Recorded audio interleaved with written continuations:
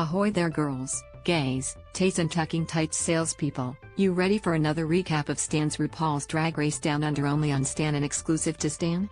Well, tighten those chains and place an order for Grindr's new twink pink gym shorts, because it's about to go down, under. Last week Uruguay was sent home by Molly Poppins in a killer lip-sync to Tina Arena's Chains, the S&M remix, of course. It was heartbreaking to see Yuri go home, but that's the way the cookie crumbles.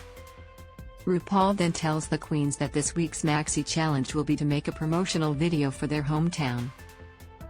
I personally would have loved to do this and sell the fuck out of Western Sydney. Marylands and Parramatta are basically historical landmarks. To help the girls get into the mood to sell things to a camera, they are called to stand in front of a pre-recorded message from legendary Aussie model Samantha Harris.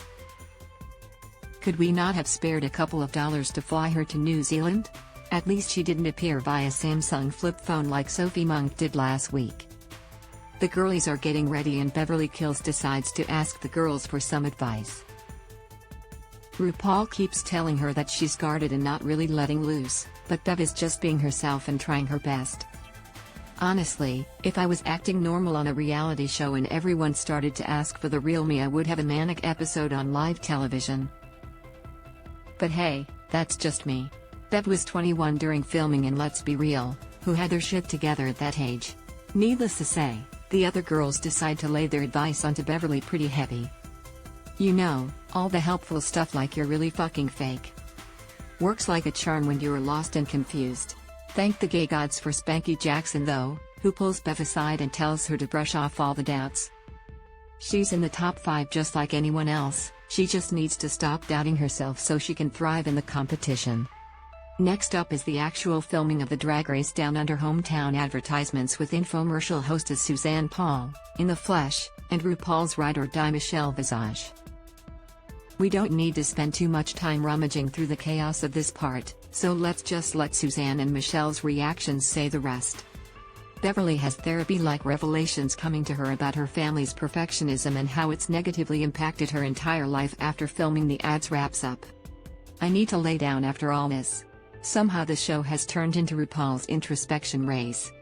Queen Kong then has her own moment in front of the makeup mirror mourning the loss of her sister, a powerful trans woman who passed away in the year she transitioned. It was devastating to watch Queen talk about how angry she feels that she's been robbed of a life with her sister, and the masking that she had to do to make her father happy. It sucks to watch how all of these amazing and artistic gay individuals are still impacted by their parents to this day. There's something about the never-ending chase for parents' approval that is intrinsically attached to being queer. Power to Bev and Queen for being amazing people regardless of their upbringing. Now onto the runway. Here are some of the notable looks from this week's Drag Race Down Under episode. The theme? Swimsuit edition. There weren't too many stellar looks this week, so I'll give a shout out to Spanky Jackson for serving up this incredible Pamela Anderson fantasy. She could put anything on and sell it though, she's just dripping with charisma. Next up is Queen Kong serving up some gorgeous Nathaniel realness with an absolutely incredible wig to boot. The judges were right, in motion this look was everything, but once it stood still you could see the tatters in the fabric. Oh well, it's still FKN 8. Now let's breeze through these hometown advertisements, shall we? Queen Kong presented some dark comedy with her ad for Queen Kong Island, a place where you can stress over your mistakes and dance like a dickhead. I couldn't really tell whether to laugh or be extremely worried. Spanky sold us insane fantasy with her ad for New Zealand's Palmerston North. It's always balmy and palmy. Fuck yeah. Is going to stay stuck in my mind forever. Molly Poppins had the difficult task of making Newcastle look like a desirable place to visit. I personally think she did an accurate job at portraying what Novocastrians are like. Hannah Conda did an excellent advertisement for what she called Middle Perth. The video had her fighting a giant black swan, meeting 2 blokes in a bush and combusting on a beach. It didn't make much sense, but girl, I was living. Beverly Kills was a lesbian hunting for a sugar daddy, on the Gold Coast. Sounds funny on paper, but she was too committed to being a character that it felt a little rigid. I must commend her on the aqueduct joke, however. So glad to see there are people who still remember the glory of that boat/car/possible plane given the right circumstances. A modern-day Optimus Prime. Back in the workroom, and the girls have another moment to pause and discuss the important topic of how fake Beverly is. Hannah seems to be energized by the idea of getting to tell Bev how she needs to open up, and it's a bit strange to watch. Poor Bev couldn't take it, understandably, and had a tearful moment. Can't we all just get along?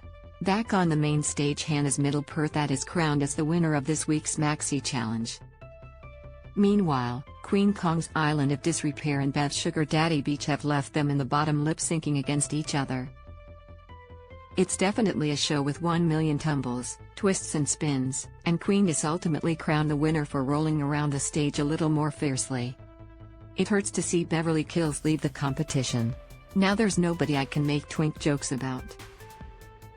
But in all seriousness, this competition is tough as bricks on the queens, and Bev did a stunning job of showing her drag to the world. And let's be real, she never looked bad, not once. Given her age, I'm excited to see where she'll go next. She definitely has infinite possibilities for growth before her. Godspeed, twink number 48,371,945.